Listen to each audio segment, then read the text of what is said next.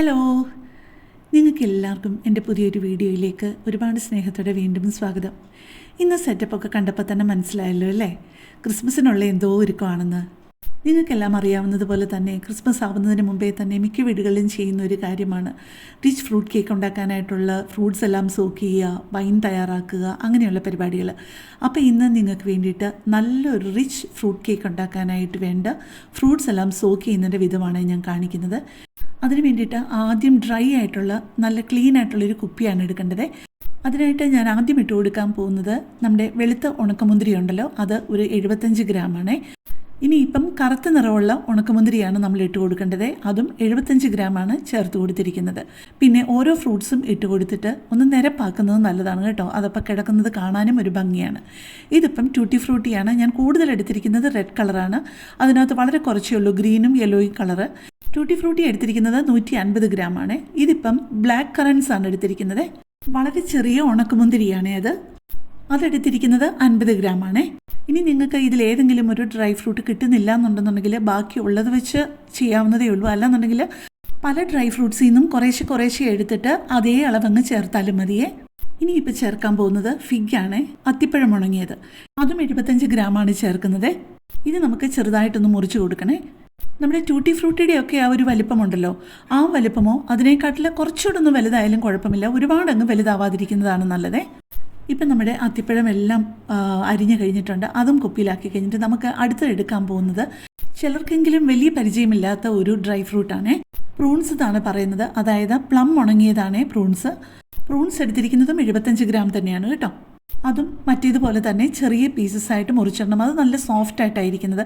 Fig മുറിക്കാനൊക്കെ ഒരു ഇച്ചിരി പാടാണ്. ഇതൊക്കെ വളരെ എളുപ്പമാണ് മുറിച്ചെടുക്കാനായിട്ട്. ഇപ്പോൾ എടുത്തിരിക്കുന്നത് ഏപ്രിക്കോട്ടാണ്. ഏപ്രിക്കോട്ട് എടുത്തിരിക്കുന്നത് 50 ഗ്രാമാണ്. ഇതും ചെറിയ പീസസ് ആയിട്ട് നമുക്ക് അതിനകത്ത് മുറിച്ച് ചേർക്കാം. അപ്പോൾ ഞാൻ പെട്ടെന്നൊരു കാര്യം പറഞ്ഞോട്ടെ, എൻ്റെ ഈ വീഡിയോയും ചാനലുമൊക്കെ ആദ്യമായിട്ട് കാണുന്ന ആരെങ്കിലുമൊക്കെ ആണെന്നുണ്ടെങ്കിൽ എൻ്റെ ചാനലിൽ ഒരുപാട് വ്യത്യസ്തമായിട്ടുള്ള റെസിപ്പികളുണ്ട്. നിങ്ങൾക്ക് അതൊക്കെ ഇഷ്ടപ്പെടുകയാണെന്നുണ്ടെങ്കിൽ എൻ്റെ ചാനലിൽ നിന്ന് സപ്പോർട്ട് ചെയ്യാൻ മറക്കല്ലേ. അതുപോലെ ഈ സോക്ക് ചെയ്ത ഫ്രൂട്ട്സ് കൊണ്ട് തന്നെ ഞാൻ കേക്ക് ഉണ്ടാക്കുന്ന ഒരു റെസിപ്പി ഒരു 2-3 ആഴ്ച കഴിയുമ്പോഴേക്ക് ഇടാം. കഴിയുന്നതും December 1 ഇടാൻ നോക്കാം. പിന്നെ നല്ലൊരു ബീട്രൂട്ട് വൈനിൻ്റെ റെസിപ്പി ഞാൻ എടുത്തു വെച്ചിട്ടുണ്ട്.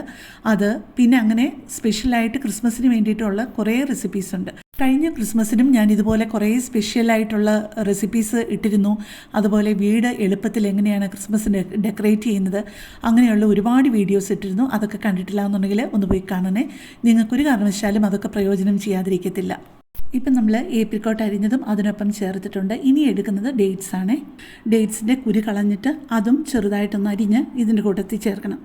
ഡേറ്റ്സ് എടുത്തിരിക്കുന്നത് 75 ഗ്രാമാണ്. ഇനിയും എടുത്തിരിക്കുന്നത് പ്രോസസ്സ് ചെയ്ത ചെറിയാണ്. ചെറിയും ഒരു 6 പീസായിട്ട് വല്ലതും മുറിച്ചാൽ മതിയായിരിക്കും കേട്ടോ. ഏതാണ്ട് നമ്മുടെ ട്യൂട്ടി ഫ്രൂട്ടിയുടെ സൈസ് തന്നെ. ചെറിയ എടുത്തിരിക്കുന്നത് 75 ഗ്രാമാണ്. ഇത് എടുത്തിരിക്കുന്നത് ക്രാൻബെറിയാണ്. ഇത് വളരെ കൊച്ചു പീസാണ്, എന്നാലും ഇതിൻ്റെ ഇടയിൽ ചിലത് വലിയ പീസ് കാണും. അത് മാത്രം 1-2 മുറിച്ച് ഇട്ട് കൊടുത്താൽ മതി. ക്രാൻബെറി എടുത്തിരിക്കുന്നത് 25 ഗ്രാമാണ്. ഇപ്പോൾ എടുത്തിരിക്കുന്നത് ഇഞ്ചി വിളയിച്ചതാണ്. ഇഞ്ചി വിളയിച്ചത് അത് ഇതുപോലെ ചെറിയ പീസസ് ആയിട്ടാണ് കിട്ടുന്നത്. അത് 50 ഗ്രാം എടുത്തിട്ടുണ്ട്. ഏറ്റവും അവസാനം ചേർത്ത് കൊടുത്തത് ഓറഞ്ചിൻ്റെ തൊലി വിളയിച്ചതാണ്, അതായത് കാൻഡിഡ് ഓറഞ്ച്.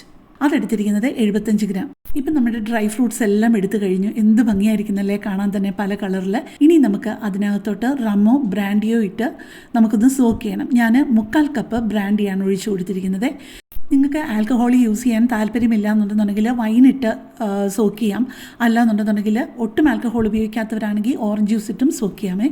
എന്നിട്ട് ഈ ആൽക്കഹോൾ എല്ലായിടത്തും ഒരേപോലെ ആവാനായിട്ട് നന്നായിട്ട് തിരിച്ച് കുപ്പി ഇങ്ങനെ തിരിച്ച് ഒന്ന് ഷേക്ക് ചെയ്ത് കൊടുക്കണേ. പിന്നെ ആൽക്കഹോൾ യൂസ് ചെയ്യുന്നതിന് 2 ഗുണങ്ങളാണുള്ളത്. ടേസ്റ്റ് കൂടും, ഷെൽഫ് ലൈഫും കൂടും കേട്ടോ. കേക്കിൻ്റെ സാധനങ്ങളൊക്കെ കിട്ടുന്ന കടയിൽ ഇതെല്ലാം ഉണ്ടാവും കേട്ടോ. അപ്പം നിങ്ങൾ ഇതനുസരിച്ച് സോക്ക് ചെയ്തിട്ട് ഒരു 12 ദിവസം വെക്കുക. 12 ദിവസം വെച്ചിട്ട് അതിന് മുമ്പാണെങ്കിലും എടുക്കാം, ഒരു 7 ദിവസം കഴിഞ്ഞ് കഴിഞ്ഞാൽ എടുക്കാം. പക്ഷേ കുറച്ചുകൂടി സോക്ക് ചെയ്യുമ്പോഴാണ് കുറേ കൂടി അതിൻ്റെ ആ ഒരു ടേസ്റ്റ് വരുന്നത്. ഈ വർഷം സോക്ക് ചെയ്തത് നമുക്ക് അടുത്ത വർഷം കൂടെ ഉപയോഗിക്കാവുന്നതേ ഉള്ളൂ കേട്ടോ. അതിന് കുറേ കൂടി ടേസ്റ്റ് കൂടത്തേ ഉള്ളൂ.